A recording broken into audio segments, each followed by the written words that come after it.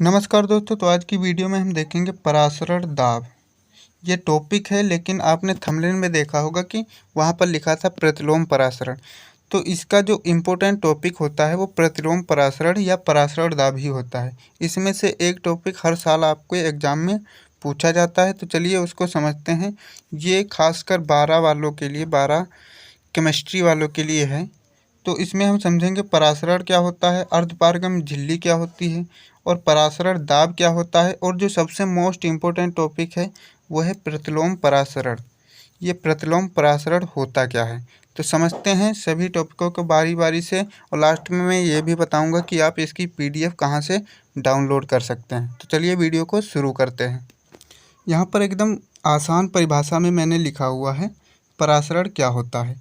विलायक के अणुओं का कम सांद्रता के विलयन से अधिक सांद्रता के विलयन की ओर अर्धपारगम्य झिल्ली में से प्राकृतिक प्रवाह क्या कहलाता है, परासरण कहलाता है। मान लेते हैं कोई एक विलयन है, मैं चित्र द्वारा दिखाता हूँ आपको कि एक परासरण कैसे होता है। मान लेते हैं ये एक विलयन है, इसमें ये A विलायक है और ये B विलायक है। इसकी सांद्रता अधिक, इसकी सांद्रता कम मान लेते हैं, इसकी सांद्रता अधिक। समझने के लिए है, चाहे इसकी सांद्रता अधिक मान ले चाहे इसकी सांद्रता अधिक मान ले, कोई दिक्कत नहीं है। तो इसमें इसकी मान लेते हैं सांद्रता कम है। ये जो A विलेन है इसकी सांद्रता कम है, B विलेन की ज़्यादा है। तो इसमें इसके जो अणु होंगे, इसके इस विलायक के जो अणु होंगे वो इस झिल्ली में से, ये जो लाइन खींचा है ये मान लेते हैं अर्ध पारगम्य झिल्ली है। तो इसके अणु इस झिल्ली में से निकलकर इधर विलायक की ओर जाएंगे। ये इस जो अधिक सांद्रता वाला विलायक है उधर जाएंगे, या विलयन समझ सकते हैं, विलायक इधर जाएंगे। तो इसमें जो है इस झिल्ली से ये अणु जा रहे हैं, इसी क्रिया को क्या बोलते हैं, परासरण बोलते हैं। जो कम सांद्रता के विलयन होते हैं उसके विलायक जो होते हैं वो अर्ध पारगम्य झिल्ली द्वारा अधिक सांद्रता के विलयन की ओर जाते हैं। इसी क्रिया को क्या बोलते हैं, परासरण बोलते हैं। अब समझते हैं अर्ध पारगम्य झिल्ली क्या होती है। यहाँ पर हेडिंग है अर्ध पारगम्य झिल्ली। वह झिल्ली जो विलायक के अणुओं को निकल जाने देती है। यहाँ पर मैंने बताया कि विलायक के जो अणु होते हैं वही निकलते हैं, विलय के अणुओं को नहीं निकलने देती। ये झिल्ली जो है, ये झिल्ली जो अर्ध पारगम्य झिल्ली मान लेते हैं ये है। यहाँ से जो पार होगा इधर तो विलायक के अणु ही जाएंगे, ठीक है, कणु नहीं अणु ही जाएंगे, और विलय के अणु को जाने नहीं देती है। अर्धपारगम्य झिल्ली कहलाती है वह झिल्ली जो विलायक के अणुओं को निकल जाने देती है परंतु विलय के अणुओं को नहीं निकलने देती, अर्धपारगम्य झिल्ली कहलाती है। तो अर्धपारगम्य झिल्ली भी देख लिया, परासरण भी देख लिया। अगला टॉपिक हमारा आता है परासरण दाब। इसमें परिभाषा में क्या लिखना है ये वेरी वेरी इंपॉर्टेंट है। कभी कभी इस पर न्यूमेरिकल भी पूछ लेता है, कभी कभी एग्जाम में इसकी परिभाषा और इसका जो व्यंजक है वो भी पूछ लेता है। तो दोनों को बारीकी से समझेंगे। किसी विलयन को अर्धपारगम्य झिल्ली द्वारा उसके विलायक से पृथक करने पर परासरण क्रिया को रोकने के लिए कम से कम जितना बाहरी दाब विलयन, यहाँ पर विलन हो गया है, आप समझ लेना, यहाँ पर विलयन होना चाहिए था, बाहरी दाब विलयन पर लगाना पड़ता है, परासरण दाब कहलाता है। जो परासरण की क्रिया होती है उसी को रोकने के लिए जो बाहरी दाब लगाया जाता है विलयन पर, उसी को क्या बोलते हैं, परासरण दाब बोलते हैं। इसे किससे प्रदर्शित करते हैं, इसे पाई से प्रदर्शित करते हैं। तो पाई सबसे पहले आपको ये लिखना है, फिर उसके बाद में ये लिखना है, फिर ये लिखना है। अभी मैं बताऊंगा ये आया कैसे। तो पाई इक्वल टू क्या होता है, CRT। सी को हटाने के बाद यहाँ पर क्या आता है, NV आता है, N/V, क्योंकि C इक्वल टू होता है N/V। इनके बारे में भी ये जो N है, V है, R है, T है, W है, M है, V है, ये सब है क्या, इसको बारीकी से अगले पेज पर लिख रखा है कि ये सब क्या दिखाते हैं यहाँ पर। तो जो मेन इम्पोर्टेंट है आपका वो ये वाला लास्ट वाला हो जाएगा व्यंजक, पाई इक्वल टू WRT/MV।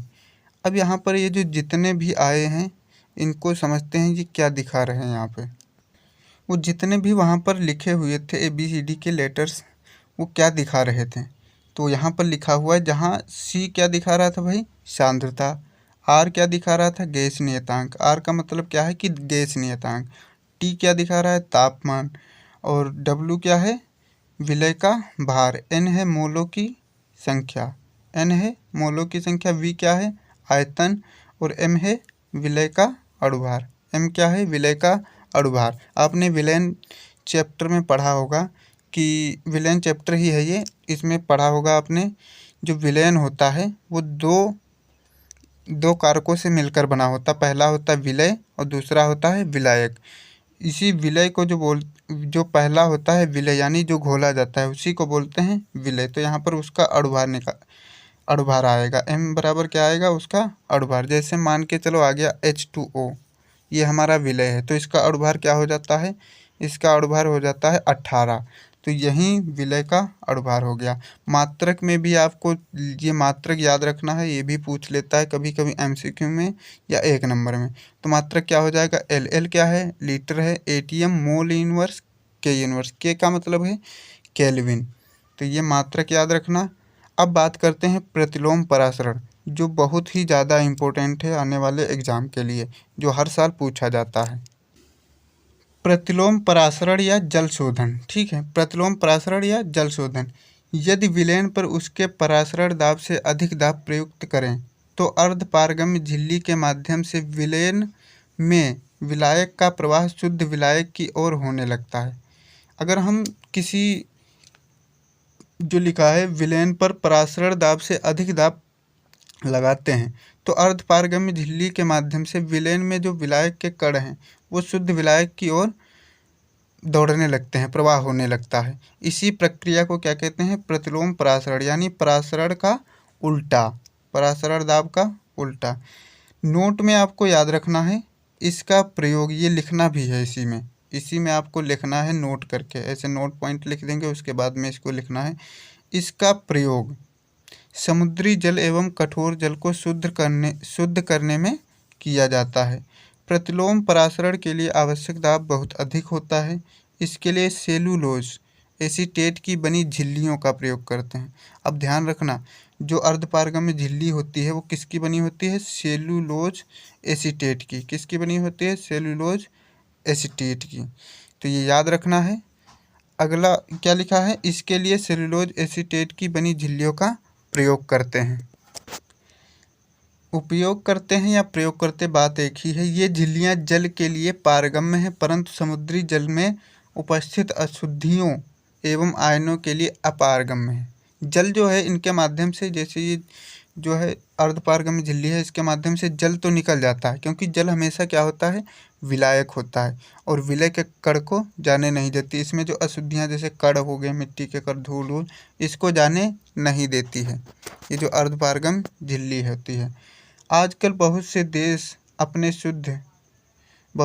अपने शुद्ध जल की आवश्यकता के लिए विलवणीकरण संयंत्रों में इसी प्रकार की झिल्लियों का प्रयोग करते हैं। विलवणीकरण संयंत्रों जैसे आपने देखा होगा, जो फिल्टर वगैरह होता है, पानी उनी फिल्टर करने वाला, उसमें इसका प्रयोग किया जाता है। वो किस सिद्धांत पर कार्य करता है? प्रतिलोम परासरण के सिद्धांत पर। तो अब बात करते हैं इसकी आपको PDF कैसे मिलेगी। PDF के लिए आपको जाना है टेलीग्राम में। अगर आपके में डाउनलोड नहीं है तो प्ले स्टोर से डाउनलोड करके उसको लॉगिन कर लीजिएगा। फिर उसमें आप सर्च करेंगे BRGK बाय विपिन सर। वहाँ से आपको इस लोगों का एक चैनल दिखेगा, उसमें आप ज्वाइन होकर वहीं से इसकी PDF डाउनलोड कर सकते हैं।